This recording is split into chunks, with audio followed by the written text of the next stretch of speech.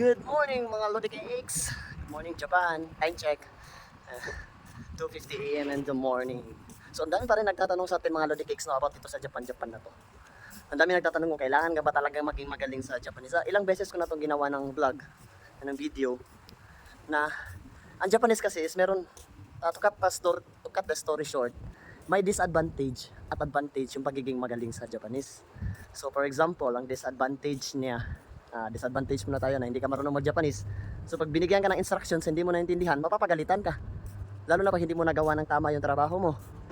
And then, maganda rin kung hindi mo naintindihan, gawa ng pinapagalitan ka na, hindi mo naintindihan, hike ka lang ng hike. Yun ang disadvantage niya. And yung advantage naman, meron din siyang disadvantage, no? Kasi ang advantage na nakaintindi ka ng Japanese is, pag pinapagalitan ka, yun nga, naintindihan mo, masakit. Masakit. Talab hanggang buto. Pero pag may level ka naman ng Japanese kasi, magagamit mo kasi yan in the future. Gawa ng SSW2, required ng GLPT entry ata. Entry, yun ang sabi. Pag SSW2. And then advantage na, talaga na may alam ka sa Japanese, at least naintindihan mo yung instructions. Pag binibigyan ka ng instructions sa Japanese, ganito gawin mo, naintindihan mo.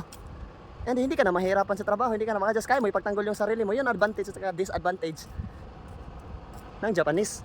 So pili ka lang doon kung saan yung gusto mo.